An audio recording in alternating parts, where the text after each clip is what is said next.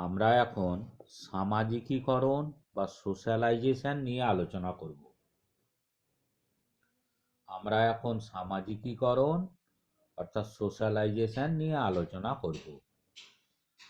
সামাজিকীকরণ হলো একটি বিশেষ পন্থা বা প্রণালী। সামাজিকীকরণ হলো একটি বিশেষ পন্থা বা প্রণালী। এই পন্থা বা প্রণালীর দ্বারা ব্যক্তি মানুষের সামাজিক প্রবৃত্তির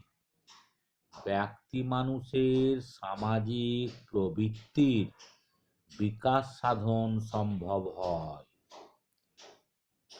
এই পন্থা বা প্রণালীর দ্বারা ব্যক্তি মানুষের সামাজিক প্রবৃত্তির বিকাশ সাধন সম্ভব হয়।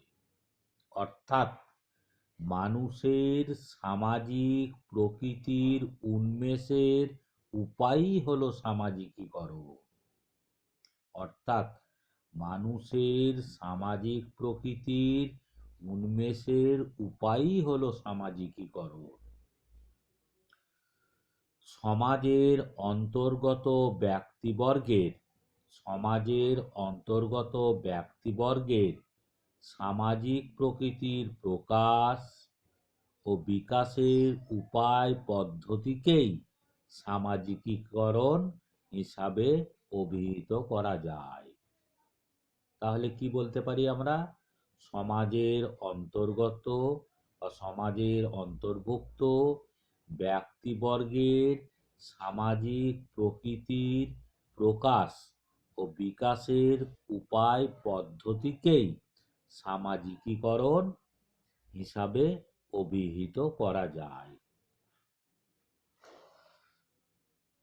ডেভিসের অভিমত অনুসারে যে পদ্ধতিতে মানব শিশু ক্রমশ সামাজিক মানুষে পরিণত হয় তাকে সামাজিকীকরণ বলে। ডেভিসের অভিমত অনুসারে যে পদ্ধতিতে মানব শিশু ক্রমশ সামাজিক মানুষে পরিণত হয় তাকে সামাজিকীকরণ বলে। সুতরাং সামাজিকীকরণ হলো একটি পদ্ধতি এবং এই পদ্ধতির মাধ্যমেই মানুষ সামাজিক জীবে পরিণত হয়। সুতরাং সামাজিকীকরণ হলো একটি পদ্ধতি এবং এই পদ্ধতির মাধ্যমেই মানুষ সামাজিক জীবে পরিণত হয়।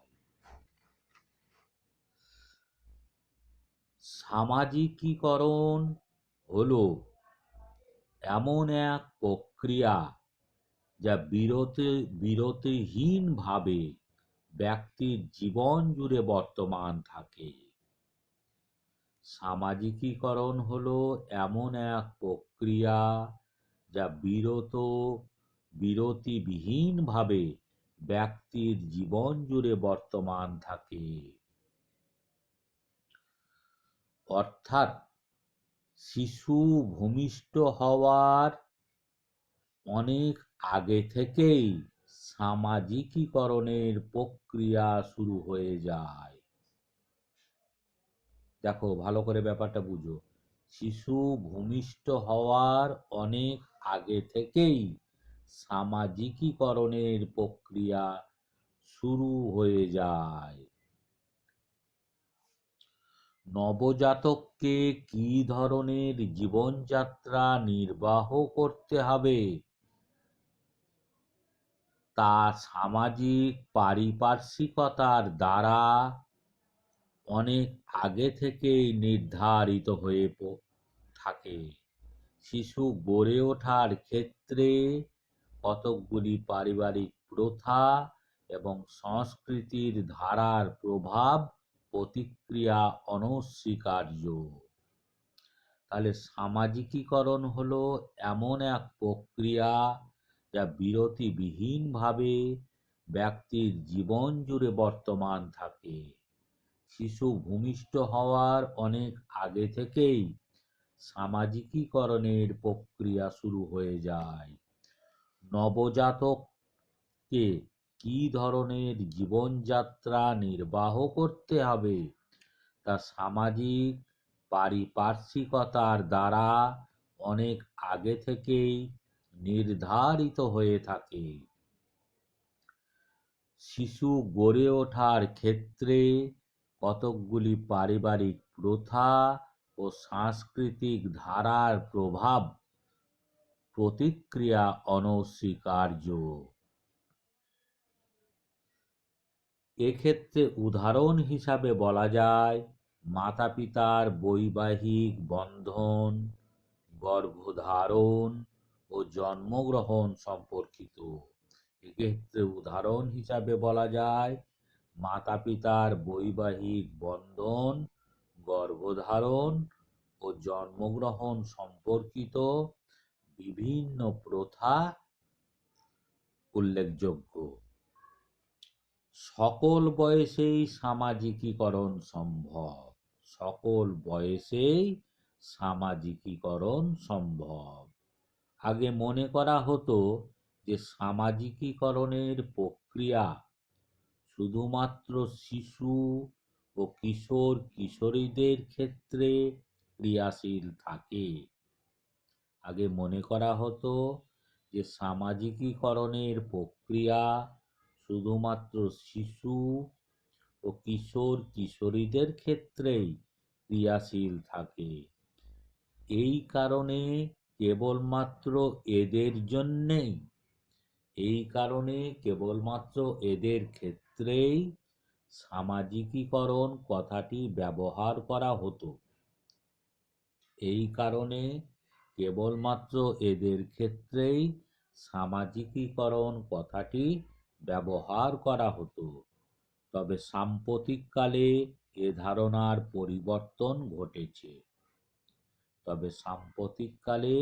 এ ধারণার পরিবর্তন ঘটেছে। বর্তমানে বয়স্ক ব্যক্তিবর্গের আচার ব্যবহারের ক্ষেত্রেও বর্তমানে বয়স্ক ব্যক্তিবর্গের আচার ব্যবহারের ক্ষেত্রেও সামাজিকীকরণের কথা বলা হয়ে থাকে।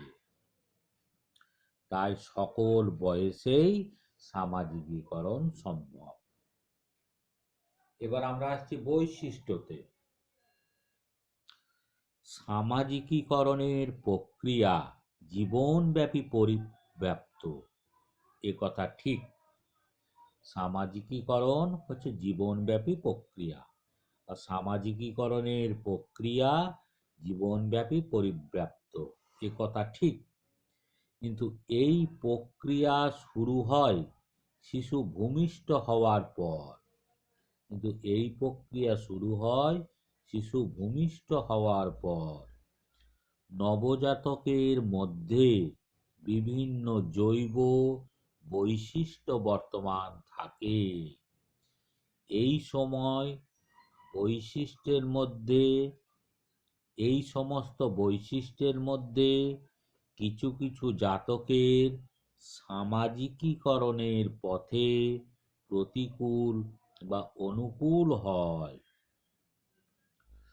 তাহলে কি হলো দেখো, সামাজিকীকরণের প্রক্রিয়া জীবনব্যাপী পরিব্যাপ্ত, এ কথা ঠিক। কিন্তু এই প্রক্রিয়া শুরু হয় শিশু ভূমিষ্ঠ হওয়ার পর। নবজাতকের মধ্যে বিভিন্ন জৈব বৈশিষ্ট্য বর্তমান থাকে। এই সমস্ত বৈশিষ্ট্যের মধ্যে কিছু কিছু জাতকের সামাজিকীকরণের পথে প্রতিকূল বা অনুকূল হয়। আর এই সমস্ত বৈশিষ্ট্য বা বিষয় সংখ্যায় 4টি। এই সমস্ত বৈশিষ্ট্য বা বিষয় সংখ্যায় হচ্ছে 4টি। এক হচ্ছে অভিব্যক্তি, 2 হচ্ছে সহজাত প্রবৃত্তি, 3 হচ্ছে জেদ, 4 হচ্ছে ক্ষমতা। তাহলে কি হলো, যে সামাজিকীকরণের প্রক্রিয়া জীবনব্যাপী পরিব্যাপ্ত, কথা ঠিক। কিন্তু এই প্রক্রিয়া শুরু হয় শিশু ভূমিষ্ঠ হওয়ার পর। নবজাতকের মধ্যে বিভিন্ন জৈব বৈশিষ্ট্য বর্তমান থাকে। এই সমস্ত বৈশিষ্ট্যের মধ্যে কিছু কিছু জাতকের সামাজিকীকরণের পথে প্রতিকূল বা অনুকূল হয়।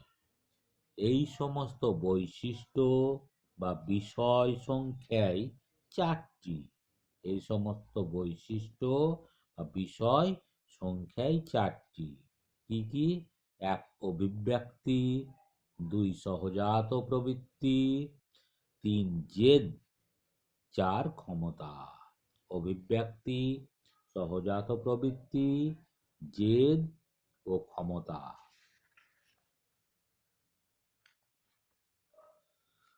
ও 1 অভিব্যক্তি। বিশেষ কোনো উত্তেজক অবস্থায় ব্যক্তির স্বতঃস্ফূর্ত কিন্তু অনমনীয় যে প্রতিবর্তী ক্রিয়া পরিলক্ষিত হয় তাকে বলে অভিব্যক্তি। বিশেষ কোনো উত্তেজক অবস্থায় ব্যক্তির স্বতঃস্ফূর্ত কিন্তু অনমনীয় যে প্রতিবর্তী ক্রিয়া পরিলক্ষিত হয় তাকে বলে অভিব্যক্তি। এই ক্ষেত্রে প্রতিবর্তী ক্রিয়ার উদাহরণ হিসাবে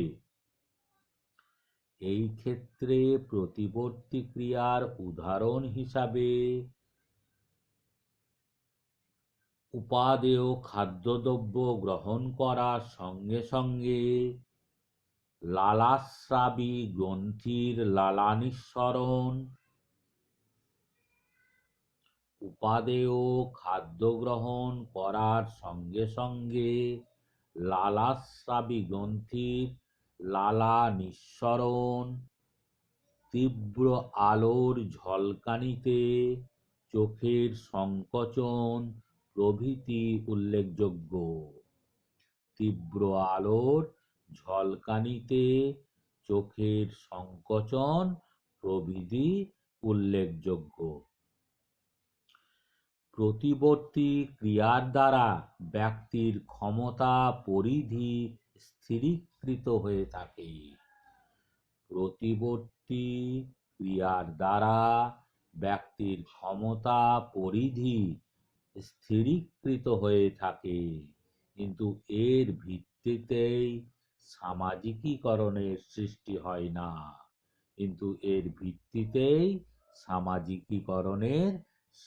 হয় না। তবে কথা ঠিক যে এর দ্বারা সামাজিকীকরণ প্রক্রিয়ার ওপর আরোপিত হয় কঠোর নিয়ন্ত্রণ বা সীমা। তবে কথা ঠিক যে এর দ্বারা সামাজিকীকরণ প্রক্রিয়ার উপর আরোপিত হয় কঠোর নিয়ন্ত্রণ বা সীমা। তাহলে কি হলো? প্রতিবর্তী ক্রিয়ার দ্বারা ব্যক্তির ক্ষমতা পরিধি স্থিরীকৃত হয়ে থাকে, কিন্তু এর ভিত্তিতেই সামাজিকীকরণের সৃষ্টি হয় না। তবে কথা ঠিক যে এর দ্বারা সামাজিকীকরণ প্রক্রিয়ার উপর আরোপিত হয় কঠোর নিয়ন্ত্রণ বা সীমা। 2 সহজাত প্রবৃত্তি। মনস্তত্ত্ববিদদের মধ্যে অনেকে সহজাত প্রবৃত্তির ভিত্তিতে মানুষের আচার আচরণকে ব্যাখ্যা করার পক্ষপাতী।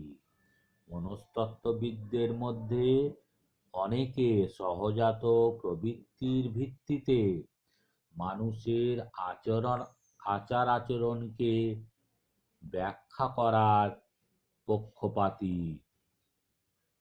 এই শ্রেণীর মনস্তত্ত্ববিদদের মধ্যে যাদের নাম বিশেষভাবে উল্লেখযোগ্য তারা হলেন ফ্রয়েড, ম্যাকডুগাল, অ্যাডাম স্মিথ প্রমুখ।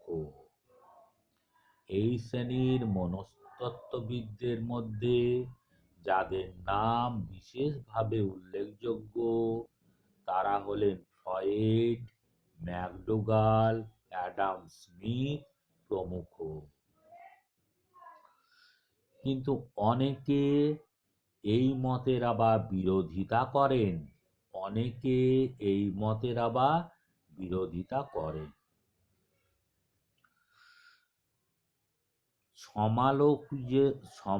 সমালোচকদের অভিমত অনুসারে মানুষের আচার ব্যবহার সহজাত প্রবৃত্তির ভিত্তিতে ব্যাখ্যা বিশ্লেষণ করলে যথার্থ সত্যের সন্ধান পাওয়া যায় না।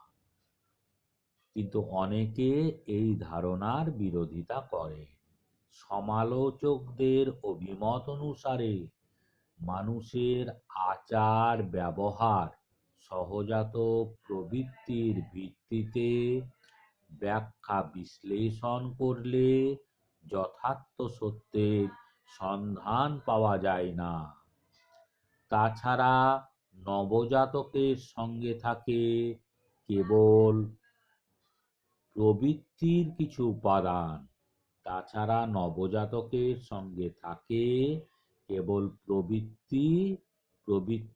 কিছু উপাদান। কোনো সহজাত প্রবৃত্তি জাতকের সঙ্গে পাকাপোক্তভাবে থাকে না।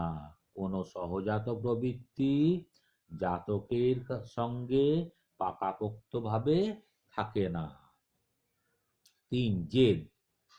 জেদ হলো ব্যক্তি মানুষের আচার ব্যবহারের পিছনে একটি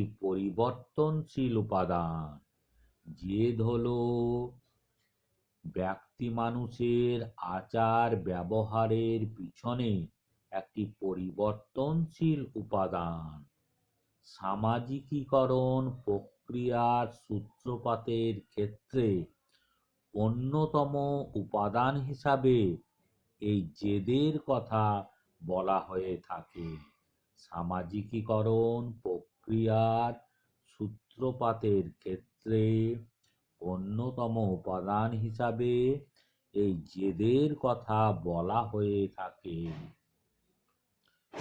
যদি ব্যক্তির বিশেষ কোনো প্রয়োজন পূরণ না হয় এবং তার পিছনে যদি ব্যক্তির জেদ বর্তমান থাকে, সেক্ষেত্রে উত্তেজনা ও অশান্তি সৃষ্টি হওয়ার আশঙ্কা অনস্বীকার্য। যদি ব্যক্তির বিশেষ কোনো প্রয়োজন পূরণ না হয় এবং তার পিছনে যদি ব্যক্তির জেদ বর্তমান থাকে, সেক্ষেত্রে উত্তেজনা ও অশান্তি সৃষ্টি হওয়ার আশঙ্কা অনস্বীকার্য। আবার অপর কোনো উত্তেজক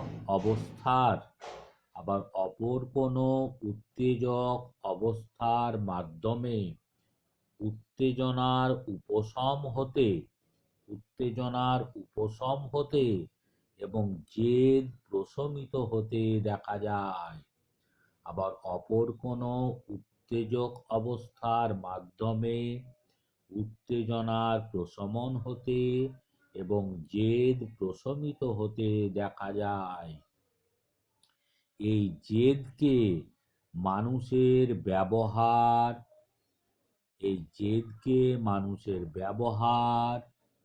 বিচার, বিশ্লেষণের ক্ষেত্রে একটি গুরুত্বপূর্ণ বিষয় হিসাবে বিবেচনা করা হয়ে থাকে।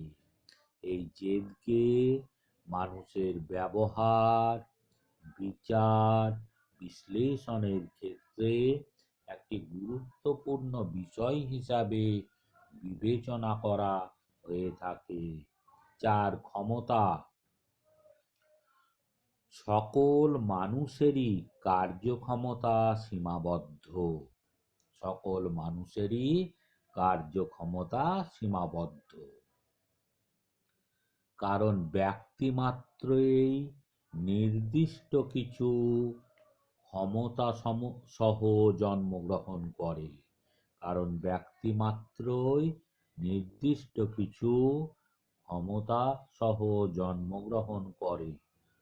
তবে অবস্থার তারতম্যের পরিপ্রেক্ষিতে ব্যক্তির ক্ষমতারও হ্রাস বৃদ্ধি ঘটে থাকে।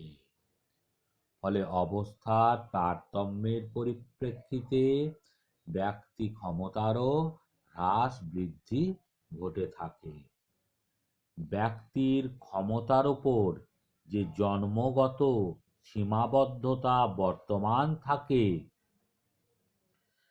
ব্যক্তির ক্ষমতার উপর যে জন্মগত সীমাবদ্ধতা বর্তমান থাকে, মানব সভ্যতার অগ্রগতির সঙ্গে সঙ্গে এই সীমাবদ্ধতাকে অতিক্রম করার কলাকৌশল মানুষ আয়ত্ত করতে পেরেছে। ব্যক্তির ক্ষমতার উপর যে জন্মগত সীমাবদ্ধতা বর্তমান থাকে, মানব সভ্যতার অগ্রগতির সঙ্গে সঙ্গে এই সীমাবদ্ধতাকে অতিক্রম করার কলাকৌশল মানুষ আয়ত্ত করতে পেরেছে। এক্ষেত্রে উদাহরণ হিসাবে বলা যায় যে আধুনিক বিজ্ঞান ও প্রযুক্তিবিদ্যার অবদান স্বরূপ বিভিন্ন নতুন নতুন পন্থা পদ্ধতির সৃষ্টি হয়েছে এবং তার ফলে শিক্ষার্থীদের শিক্ষার্জনের ক্ষমতা বৃদ্ধি পেয়েছে উল্লেখযোগ্যভাবে। এক্ষেত্রে উদাহরণ হিসাবে বলা যায় যে আধুনিক বিজ্ঞান ও প্রযুক্তিবিদ্যার অবদান স্বরূপ বিভিন্ন নতুন নতুন পন্থা পদ্ধতির সৃষ্টি হয়েছে এবং তার ফলে শিক্ষার্থীদের শিক্ষার্জনের ক্ষমতা বৃদ্ধি পেয়েছে উল্লেখযোগ্যভাবে। তাহলে মোটামুটি আমরা কি দেখলাম, যে সামাজিকীকরণের যে বৈশিষ্ট্য বা বিষয় তা হচ্ছে চারটি: অভিব্যক্তি, সহজাত প্রবৃত্তি, জেদ ও ক্ষমতা। হ্যাঁ।